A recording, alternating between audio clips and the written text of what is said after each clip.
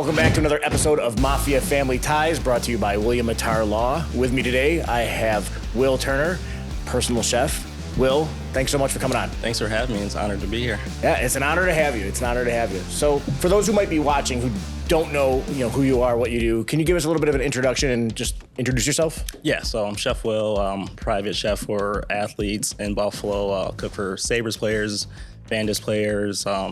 Recently Dane Smith. Do a few events for him. Tre'Davious White. Locked me down for the full season. So, meal prep, in-house hot meals. And it's just been a whirlwind, something I never thought I'd get into, but here I am. Here you are. Yeah. We are going to dig into this. This is really cool. So we were talking before we started recording.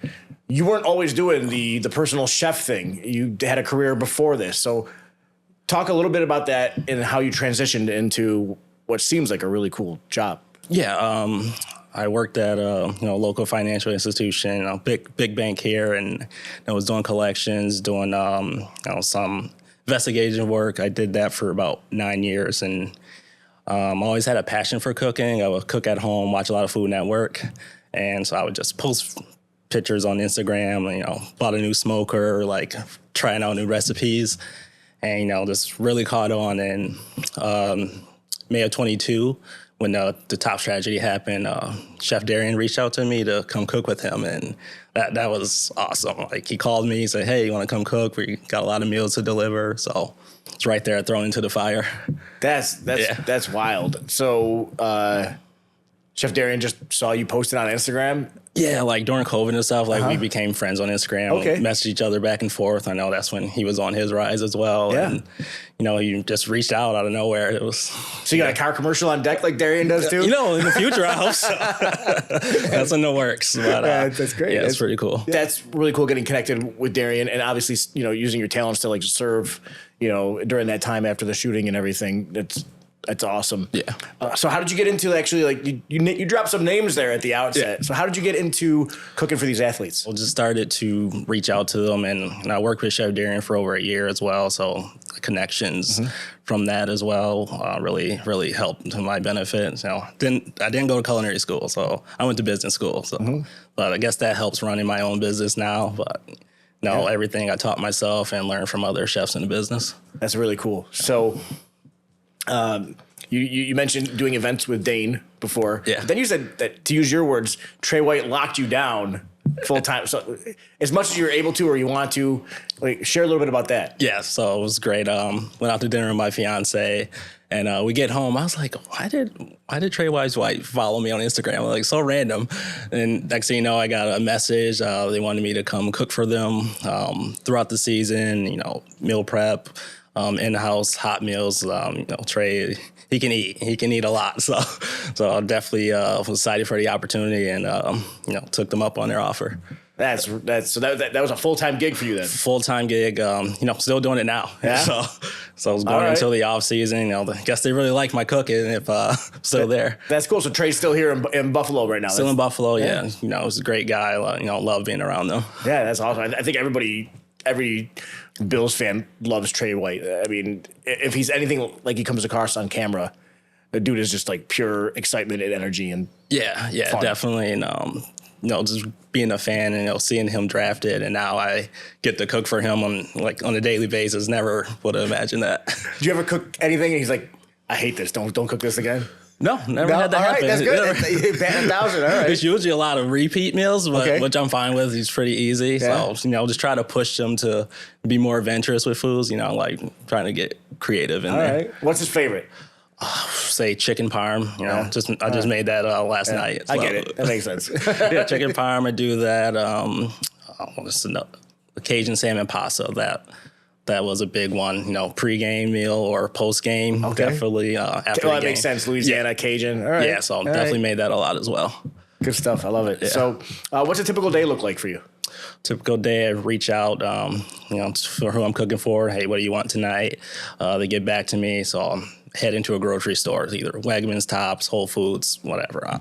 I'm there every day. I'm sure the workers are like, what's going on? Why are you here every single day, every hour of the day? But, I'm just getting the right ingredients for my clients, just making sure they're fed well, and nutrition is important, especially for other athletes, so they can perform well. Yeah, no doubt. You probably have to find that sweet spot between taste, but also not like junk food. Right. Yeah, can be junk food. So definitely try to get organic ingredients.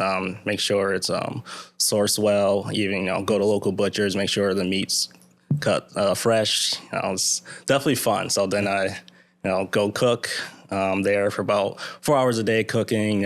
Cleanup process. That's the non-glamorous part of being a cook, right? Yeah. You gotta do dishes. So a lot of people don't realize that when you're a private chef. Everyone's like, oh, that's so cool. I'm like, gotta do the dishes still. I still do them at home. Yeah, you never see Ray Drummond just wipe it off or clean it. No, you don't see that in the dishwasher. Yeah, but she has staff for that. I'm sure. Yeah. I'm sure.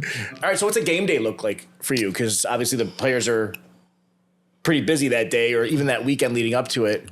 And I'm sure it's like a different setup for home and away. Yeah, so for home games, say if it's a 1 p.m. game, I'll usually go there, cook breakfast, something light, because I always had a fear, I don't want them to be messed up for the game, a little sluggish because something I made, so I make sure my meals are on point.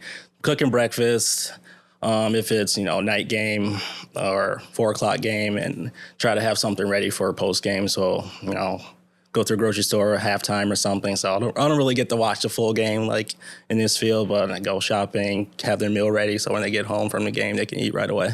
That's good stuff. Yeah. So, yeah, you don't have to answer this, but did you ever prepare a meal and then a player didn't play well and you're like, oh, was that me? Yeah, definitely. I would say the Atlanta game, pre-game, I was like, no! I was like, that's you might my have fed fault. the whole team if that's That's what I think sometimes, I shouldn't have made that. We'll stay away from that meal. But being a Buffalo sports fan, I'm very superstitious about stuff.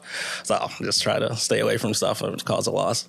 It's good stuff. Yeah. All right, so we're going to jump into our typical Mafia Family Ties gauntlet, brought to you by William Matarlaw. Yeah.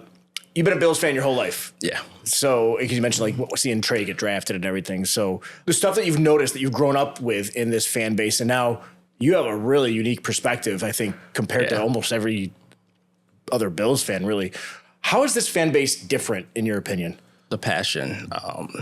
When I was working in the banking industry, I got to travel, and you don't really see the passion in other sports cities. But I'll always see a Bills fan in the airport. You get the Go Bills.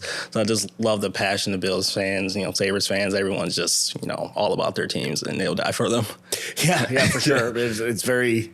It can get pretty intense, during, after a game, and all that. So, do you have a favorite dish to make? Maybe not even for a player, but for yourself, whether it's the end result, eating it, or maybe the enjoyment of actually preparing it, and you can have more than one answer if you want. It's always weird, when you're cooking all day, you don't really feel like eating stuff because you're always constantly tasting. But if I had to pick something, so I make these really good tacos that my fiance loves. This braised beef taco, make an avocado crema, do cilantro, white onions, make a little pickle red onions on it. Yeah, it's really good. And yeah. That sounds fantastic. Yeah. That was actually the first meal I made for Trey was do a little test meal. You had to make sure my food was good. So I made the tacos. I was like, what should I make? What should I make? Let's go with what I know. And I know it's good. Everyone loves them. So I went with that. Were you a little nervous before that too? Oh my gosh, this has to be perfect. Yeah, it has to be perfect. I'm like, this is Trey White. He's coming back to the Bills. They're going to make a run this year. And, he's an important piece. So definitely. That's wild. I have to imagine you've had some weird requests for meals. What would you say is the weirdest? Oh, boy. Weirdest requests, probably making octopus was definitely a weird thing. The tentacles freak me out cooking that. So, but I tried it. It's okay, but not something I would want to eat all the time. Yeah. Yeah, but definitely octopus. I'm married into a big Italian family, so every holiday there's that seafood salad or whatever it is they call it. It's got octopus in there and everything. It's not so bad. It's not bad. Yeah, it's just the tentacles that, Yeah, I don't seek it out, right? You don't seek it out. But if it's there, it's I can stomach it. Yeah, so. I'm trying to find that in a grocery store around here is definitely interesting. Yeah, I bet. Yeah. All right, and you touched on it a moment ago in terms of preparing that first meal for Trey, but and you mentioned how they found you on Instagram, but in terms of getting new clients, is it often people coming to you, or are you reaching out to them? It's a mixture of both. So I do a lot of reaching out to athletes. If you want a meal and you want something gives you the extra edge throughout the season. Nutrition, like I said, is very important. What you put into your body is how it's going to affect your performance. So a lot of outreach, send them a DM, very responsive. I was like, yeah, we'll definitely take you up on that offer. We've been looking for something like this. That's good. I have to imagine, working with Darian Bryan and now with some of these players, you got a little bit of a resume. Yeah, definitely. Word of mouth definitely helps a lot. Even, I was always like shy to cook for others. I would cook for my family. I was like, oh, you know what? We really loved your food. I'm like, are you just saying that because you're related to me? Right. And once Chef Darian tasted my food, he's like, you can really cook. And I was in the kitchen with Chef Redbeard, and it was just, I had no culinary experience, but I'm in the kitchen with them, and they love my food. So definitely, that's awesome. Wear that badge as a badge of honor for sure. Yeah, you should. That's awesome. Yeah. I gotta imagine there's some level of like imposter syndrome or something going on there. You're like, what am I doing here? But, what am I doing? But the end result, man. People they love good flavors, and that's what I'm here to deliver, and that's the most important thing at the end of the day. I love it. I love it, man. All right, so we've been talking a lot about food. Let's get into like our favorite team. Yeah. So in your life, there's been different eras of Bills fandom, or different times with the team. Do you have a certain time period that's your favorite, whether it's based on on-field success or not? Definitely the Fitzpatrick, Stevie Johnson days. That's when they made it cool to like the Bills. Like they really represented the team. They weren't winning on the field, but they were still proud to be a Buffalo Bill, and I really love that and embrace that. Especially Stevie. He's great.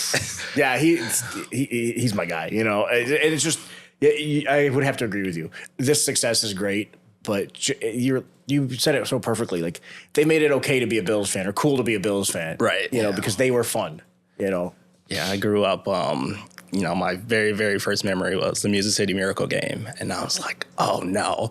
And my dad was like, well, they used to be in the Super Bowl all the time. I was like, I don't believe it. And now I'm like seeing the success of the team now. I'm like, okay, I can see it. And it's just great to experience it.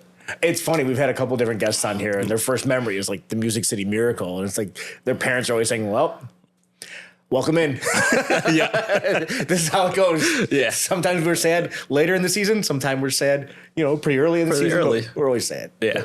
That's funny how that works out. All right. So I said we're not going to get into food again, but I want to jump right back into it. Longtime fan. You just mentioned, Fitzpatrick and Stevie and everything. If you could cook for any Bills player in history, Who's on that list? Who's number one on that list? Oh, Josh Allen for sure. He's pretty much he's the mayor of the town. Like he can get into anywhere. Like he's a man around here, and definitely would be an honor to cook for him. Yeah. What if he asked you for wings? Knowing that his bar bill, knowing he's like so. Oh yeah. I can definitely do that. All right. I can make some pretty good wings. Oh, good stuff. Good stuff. I touched on this a little bit a moment ago, but has watching the game changed for you since you've been cooking for the players? Yeah, definitely. I see the work that they put in behind the scenes, and a lot of people calling their radio like, why didn't they do this? Why didn't they do that? So, but I see the work that they're putting in. They're constantly watching film. Like Trey is eating dinner, watching film at the same time. So he's putting in the work, people. So enough for the criticism, but it's definitely. We're not criticizing Trey. I heard it earlier in the season. I'm like, guys, I'm cooking for him. Don't relax. But definitely changed. Definitely more appreciative of the work that they put in, and I bet you get that inside view, and you see that it's not just. I think so often as fans, we think they just show up on Sunday and play a game. Yeah. That's what, but it's not that. It's a 6-day a week, 7-day a week job for them. Yeah. All day. They're locked in for sure. And you mentioned Josh Allen running for mayor. I'm pretty sure Trey could make a good run at it if he wanted to run for mayor too. Yeah. Who doesn't love Trey? Who doesn't love him? Growing up, do you have like a favorite Bills player? Because there was a time in between the Music City Miracle and, the Changeli era with Fitzy and with Stevie Johnson. So do you have a favorite player that you really liked growing up? Yeah, when I was a kid, definitely Doug Flutie. I feel like he was super popular at the time. I remember, Flutie Flakes, even Wegmans did like a special sub for him. That was like core memory of mine. And my parents took me to the training camp when it was in Fredonia, and he stayed and signed every autograph that I still have. And that just stuck with me that he took the time to go around everyone. So I really appreciated that. Oh, that's super cool. Yeah. My wife used to work at Wegmans back then, and she said how they would just like usher him in through the back door for these things and like sneak him back out, for when he would do these appearances and stuff, because everybody was in love with him. Right. Yeah. Yeah, good stuff. Good answer. Good answer. You mentioned earlier that you're a little superstitious. So do you have any long-standing traditions surrounding the Bills? Yeah, I have to wear the same hoodie to watch the game no matter what. Like, if it's a win, like, got to keep wearing it, the same one. If it's a losing streak, I'll try to switch it up. But in my head, it's my fault if I didn't put the hoodie on at the right time, too. Yeah, I used to think if I didn't wear my Captain America socks, like, it was my fault. But then they would lose when I was wearing them. I'm like, all right, I guess it's just a tradition. I guess I graduated from superstition. Like, I just like wearing these socks I gave. I know. And my favorite thing is to watch the game at home, kind of away from everyone else. And the playoff game, I wasn't at home against Denver. So I think it's on me. Oh, thanks a lot for that. So sorry about that. All right. So now, do you get to a lot of games? Like, have you been to a ton of games at the stadium, like, growing up? Been to a few. Remember, like, Falcons in, like, 2004. It was, like, Michael Vick coming. And then, so that was a big deal. Yeah, my brother was a big, like, Michael Vick fan. But, I stayed true to my colors, being a Bills fan. And so our parents took us. So that was a good experience. And recently went to Cowboys-Bills game. And that wasn't fun to be at. It was raining the entire time and just wet. And Josh Allen didn't throw the ball a lot, which I like seeing them do. They just ran the ball. But, we got the win. It was fun. But now I don't get to go to a lot of games since I'm preparing meals for them or cooking for them after. Yeah, it's a work day. But it's worth it, worth it to get a Super Bowl if I can keep them fueled up. Yeah, dude, keep it up, man. Yeah. So you have been to the stadiums, though, different eras and everything. And we have a new stadium opening later this year. If there's one thing that you could add to this new stadium, and this is actually a pretty unique perspective you might have as, somebody who's a chef. Is there something you could add to the new stadium? What would you suggest? Yeah, I feel like our stadium should have better wings. Like, we're the home of wings, and I don't know, maybe throw a barbell in the stadium, Duff's, something. Just throw them in there, and we can get good wings. For the home of the buffalo wing. Let's get some good wings. I'm with you and I don't know if it's because they don't want people throwing bones on the field or something like that, but it's like chicken tenders or something or nuggets or whatever they're selling. Like, this is. Excellent point. Yeah. Excellent point. I think you just answered my question. I was going to ask you what food you would add to stadium concessions, but yeah, I guess it's wings. Wings. I definitely have a lot of opinion on stadium food, but I know it's hard. There's a lot of people to cook for, but it can always be better, though. For sure. I've been to some events where they've been able to cook a lot of wings, right? Yeah. So, also, I guess, like, selfishly, like, I don't know if I want to eat wings at a game. It might get a little messy. People might, I see the things they're doing, like, 2-foot nachos and stuff now. That's true. That's messy true. Too. Those boats that they have, the battle boats, it's insane. Yeah, it's good stuff. Yeah. All right, good point. Speaking of wings, every episode we have a whole bit about wings. So we're gonna get into our wing talk, brought to you by William Attar Law. What's your go-to spot? I would say Elmo's is definitely up there for me. Got to get the double dip wings, Cajun honey mustard. Love that. Okay. Love that flavor. Go there every year for the draft. So you'll be there soon? Yeah, I'll be there soon. Right. Group of my friends, we go watch the draft there, and Elmo's has been our spot for years now. Honorable mention, let's say Scoobs in Lancaster. They make really good wings. Okay, yeah, I've heard of them. I've not had them yet. Yeah, so you gotta get there and try them. Really good. I will. I got a long list from doing the show, man. I know. A lot of times it's like barbell. I'm always like, all right, come on, what else you got? I know. No offense to barbell, it's great. Right, it's love good it, wings. We love them. But I love hearing like these different suggestions. Yeah, I love hitting gems. Those are my favorite spots. Good stuff. And then, what's the most wings that you've ever put down or you've seen someone put down at one time? I would say I put down 25 wings, maybe 30. Maybe I hit 30, one night, one draft night I hit that much. But it helps when you split the wing flavors, get a different taste in each bite. Yeah, I agree. I agree. I'll try to do that. I'll try to mix it up a little bit. Yeah, you can't just go all medium. You'll get tired of your wing after wing 5. But mix it up, and blue cheese is important too. Absolutely. That helps with the variety and mixing it up a little bit. Yeah. Good stuff. I know you haven't gotten to the stadium a ton of times, especially recently, but do you have any cool tailgate stories or anything that sticks out to you about what's important about tailgating? Any tailgating takes or stories that you have? Yeah, tailgating, you got to have the grill going. That's number one. You got to have good food and feed everyone around you. Everyone wants to, be a part of the party. When my parents took us to the game years ago, we got there early, we tailgated, we did the whole experience, and that was so much fun, like eating food from other people that we just met that day. But, it's one Buffalo. Like, we all just come together for the Bills, for sure. A lot of trust there. A lot of trust. I think it's okay to, maybe eat what they're offering, but be careful when they're offering you something to drink. You're That'll stay away from. Good stuff. Well, Will Turner, thank you so much for joining us on Mafia Family Ties. I really enjoyed the conversation. Yeah, really enjoyed talking with you. Thanks for having me. Absolutely.